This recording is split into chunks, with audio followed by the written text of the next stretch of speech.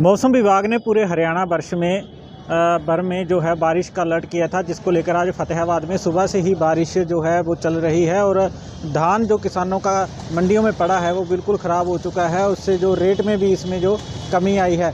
किसान नेता इस समय हमारे साथ बातचीत करेंगे। सर, आप बताइए, बारिश की वजह से कितना नुकसान हुआ है और प्रशासन ने अभी तो कोई इंतजाम क्या किए हैं इसके लिए? देखिए, जो पहले बारिश आई थी 25 सितंबर को, उसने तबाही मचा दी थी फतेहाबाद ज़िले के काफ़ी इलाकों के अंदर, मगर सरकार ने अभी तक उसे किसी भी तरह का वो मुआवजे का ऐलान नहीं किया। मगर अभी भी जो प्रबंध है वो लोग किसानों के धान भीग गए हैं। अब जो रात बारिश पड़ी है उसने भी नुकसान किया है, जिससे जो फसलें हैं उनके भाव कम हो गए हैं और जो फसलें खेतों में भी गिर गई हैं, मगर सरकार कुछ सुध नहीं ले रही।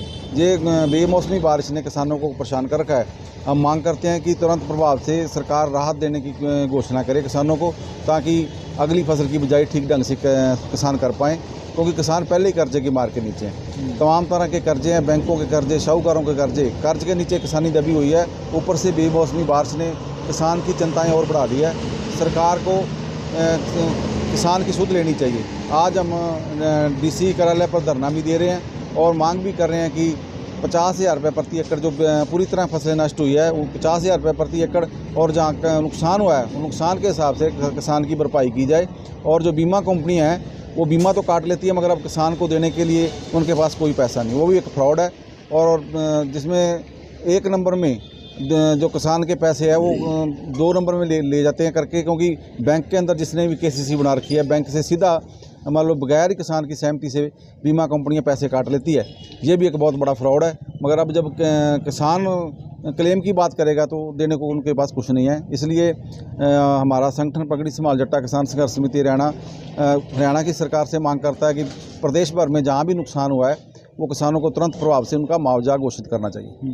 मौसम विभाग ने पहले अलर्ट कर दिया था बारिश को लेकर ना, मंडियों में जो धान किसान का पड़ा है बिल्कुल ख़राब हो चुका है, रेट में भी कमी आई है।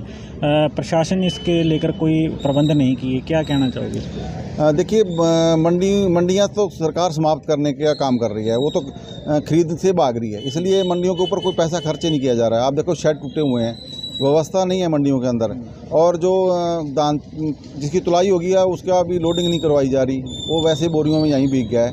और किसान परेशान है, कोई तरपालों का प्रबंध नहीं है, कोई व्यवस्था नहीं है। और मौसम विभाग ने चाहे अलर्ट किया हो, सरकार तो किसानों को बर्बाद करने पर तुली हुई है। इसलिए वो ये भगवान के आश्रय किसान अपनी फसल बेच रहे हैं और ज़िंदगी जी रहे हैं, मगर सरकार अपने जो सरकार का फ़र्ज़ है उससे भाग रही है।